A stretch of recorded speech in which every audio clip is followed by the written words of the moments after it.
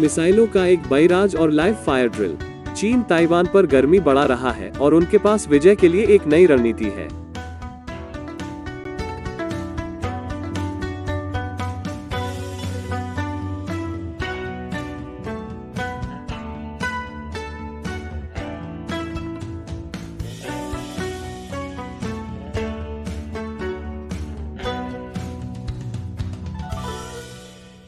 आपका स्वागत है, मैं क्रिस चैपल हूँ। चीनी कम्युनिस्ट पार्टी ने शुरू से ही ताइवान को जीतने की कसम खाई है और चीनी नेता शी जिनपिंग ने कहा है कि वो ऐसा करने के लिए बल प्रयोग करने को तैयार हैं।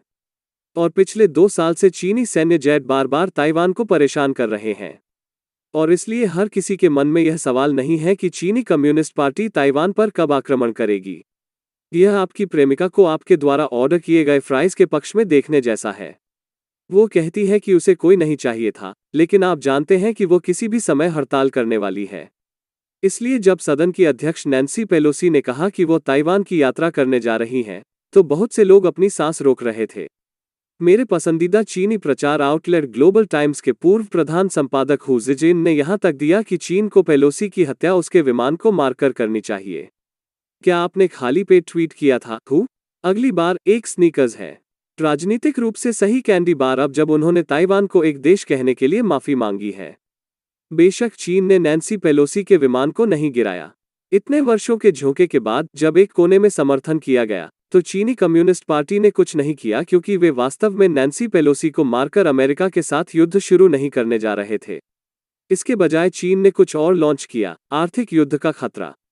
उन्होंने अमेरिका और नैन्सी पेलोसी पर प्रतिबंध लगाए, हालांकि वे बहुत प्रभावी नहीं हैं।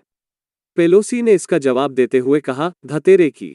वैसे भी चीन ने ताइवान के साथ व्यापार को और प्रतिबंधित कर दिया। जैसा कि यह खड़ा है, पेंटागन अभी भी मानता है कि ताइवान पर चीनी आक्रमण अगले 2 वर्षों में नहीं होगा, क्योंकि पीएलए सैनिक अभी तक तैयार नहीं है।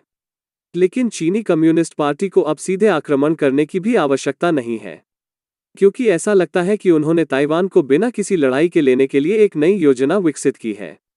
देखिए, ताइवान पर हमला करने की चीन की सभी बातों के बावजूद स्पष्ट रूप से वे अभी युद्ध शुरू करने के इच्छुक नहीं हैं। लेकिन उन्हें नहीं करना पड़ सकता है।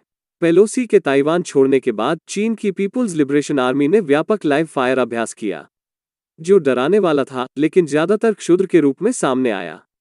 यह आपके पड़ोसी की डिनर पार्टी में आमंत्रित नहीं होने जैसा था, इसलिए आपने अपनी शाम को बर्बाद करने की उम्मीद में अपने स्टीरियो को पूरी मात्रा में विस्फोट कर दिया। अभ्यास वास्तव में पीएलए के सामान्य प्रशिक्षण का हिस्सा थे। वे इतने बड़े थे कि उन्हें अंतिम समय में एक साथ फेंक दिया गया था। लेकिन हो सकता है कि उनकी योजना पहले से बनाई गई हो और फिर पेलोसी की यात्रा के समय पर हो। सिर्फ रविवार को ताइवान जिल्डमरू मध्य में 80 चीनी युद्धक विमानों और जहाजों में पानी भर गया। हवाई में यूएस पैसिफिक कमांड के जॉइंट इंटेलिजेंस सेंटर में ऑपरेशन के एक पूर्व निदेशक कार्ल शूस्टर के अनुसार, पेलोसी को धमकाने में असमर्थ शी को चीन की शक्ति, राजनयिक, आर्थिक और सैन्य का प्रदर्शन करना पड़ा। लेकिन अभ्यास एक नई रणनीति को प्रकाश में लाते हैं जो चीनी कम्युनिस्ट पार्टी ताइवान को अपने अधीन करने के लिए उपयोग कर सकती है। वास्तव में द्वीप पर भौतिक रूप से आक्रमण करने के लिए सैनिकों को भेजने के बिना ऐसा करने का इतना अनुभव है।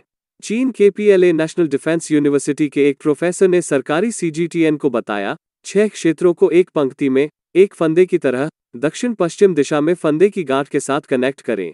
यह रणनीति न केवल ताइवान को नागरिक परिवहन से अलग कर देगी, जैसा कि आप देख सकते हैं, पीएलए ने प्रभावी रूप से ताइवान और ओकिनावा के बीच एक दीवार खड़ी कर दी।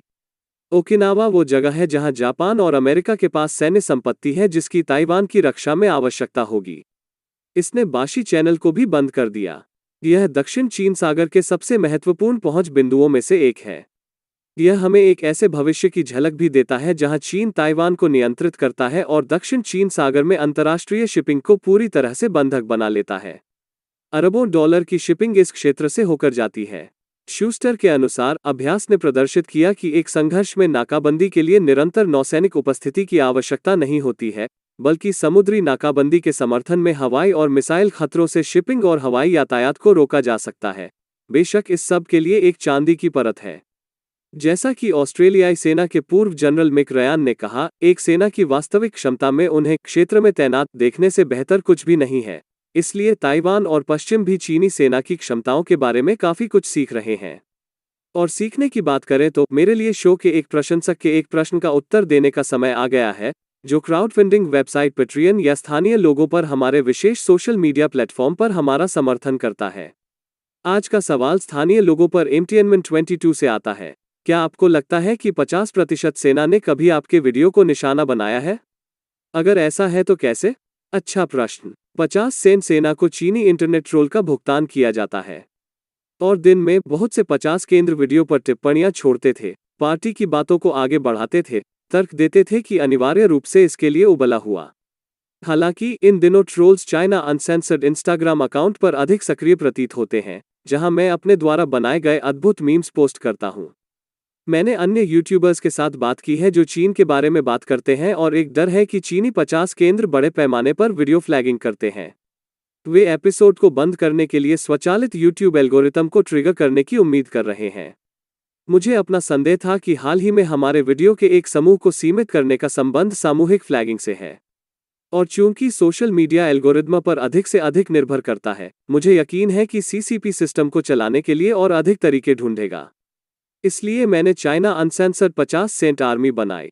यही मैं शो के प्रशंसकों को बुलाता हूं जो सीसीपी के खिलाफ हमारी लड़ाई में शामिल होते हैं, पैट्रियन पर हमारा समर्थन करते हैं या स्थानीय लोगों पर। हमारा अधिकांश बजट दर्शकों के समर्थन से आता है क्योंकि हम बहुत अधिक विमुद्रीकृत हो जाते हैं।